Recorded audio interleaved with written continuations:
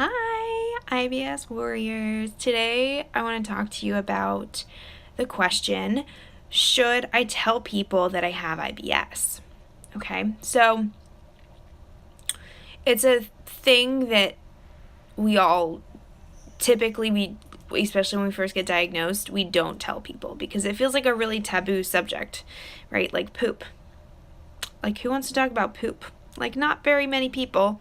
It's not super sexy. So we think, I'll just keep it inside. I'll keep it to myself. But I want to ask you, as someone, think about yourself prior to having IBS, okay? So step back into that body, step back into that person, step back into that mindset, okay? Now you're there. Now when you're thinking about who you were, now I want you to consider a friend, a family member, someone coming up to you and saying, I need to share something with you. Something's happened to me, something's happened to my health, and I'm having a lot of trouble because I don't feel safe talking about it with many people, but I felt like I could be safe telling you. And I honestly kind of feel like I need to tell you because it's just really affected my life, and no one gets it, and I don't expect anyone to get it in the way that I don't expect anyone to get it in the way that I get it. I just need to share. I just need to share this with someone who I care about, who I know cares about me. I've been diagnosed and I'm going through this journey of IBS. Have you heard of that? Well, maybe they have, maybe they haven't. And so then, that's the trajectory of your conversation of like, yeah, it is irritable bowel syndrome. Do you know anything about it? And then you share with them what's been happening to you. Versus the other way, they haven't heard of it. And you're like, it's called irritable bowel syndrome. And it's like, oh my gosh, it's kind of funny, right? And when you start making light of it, they'll start making light of it too. And it'll be like, it won't be this really heavy thing that you feel like you have to tell someone that you love. Okay, so hi honey. So think about, like I challenge you. I do these things called dares in the IBS Warrior course. And I dare you, hey Allison, and I dare for you to tell someone that you haven't told that you really wish you could tell. And you can use that, phrase that I just used and how I shared it with someone in my kind of role play here, or you can share it with, or you can do it your own style. And if you want help, this is honestly what I call like a pitch of like my pitch of like how I share my physical health stuff that's going on that's really unsexy with someone else. Because once you do, you guys, the hardest thing is to do it with the first person. When you do it with that first person, you'll probably feel immense relief, and then it won't be as hard to share it with other people.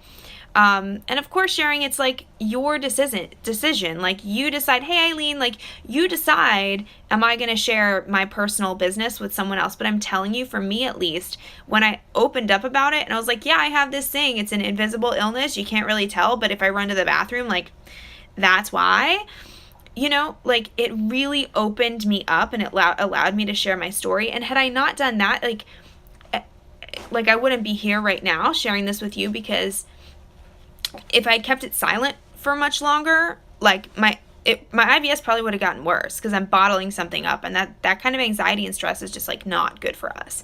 And the other thing that I kind of wanted to bring to light with this topic is, because we keep it inside and because we keep it taboo, because by keeping it inside, like it is reinforcing the idea that it's a taboo subject that we can't talk about. And when we do that, we are hiding from other IBS warriors who need to hear from us, right?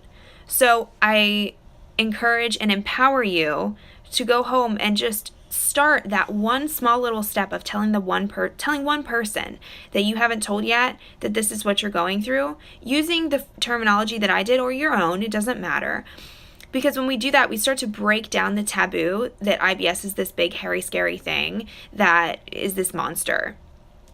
Okay, and when we do that, it just brings so much light and love to the entire IBS community. Because I can't tell you how many people tell me, like, I just feel alone.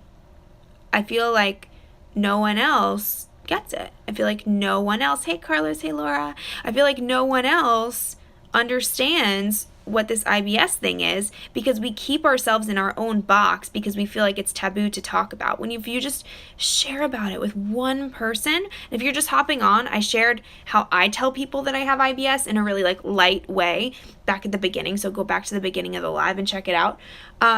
When we start to do that, we just open it up for the whole IBS community, because then it's like not this taboo thing. We have more people talking about it. The more people are talking about it, the more IBS coaches there are, the more people who are overcoming their battle and sharing about it.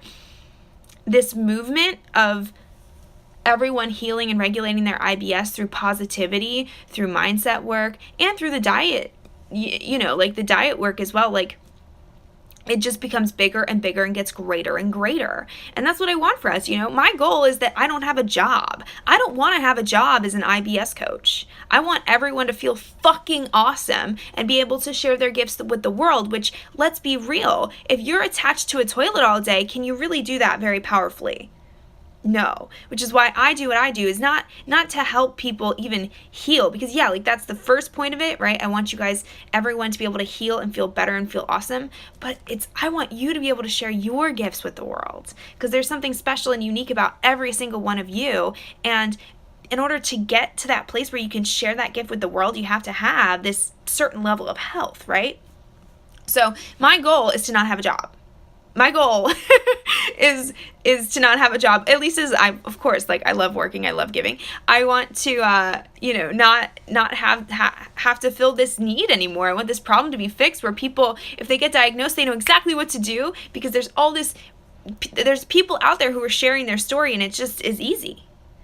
What'd you say, darling? I'm attached to the loo today. Not good, honey bunny. That's not good. Start thinking those powerful, empowering thoughts about how you're a freaking goddess. Start thinking about what you can do to heal, regulate, diet-wise as well. But when you're in that place of like literally being attached to the loo, start breathing into the area. Like this, like physically, physiologically, that's what we can do. We can breathe into the area. I know it sounds so weird because it's like breathing through stomach cramps. That sounds terrifying and scary. But seriously, send breath into the area, send loving energy and loving light into the area. Start working on that connection between your mind and your body. And, start thinking about the food thing as well. How you can regulate and how you can feel better. Because let's break the pattern. Gotta break the pattern. All right. I love you guys.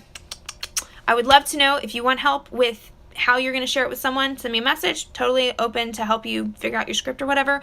And share with me if you do. Let's break the taboo and send the love, because we're normal people, right? Fuck yeah. All right. Love you. Bye.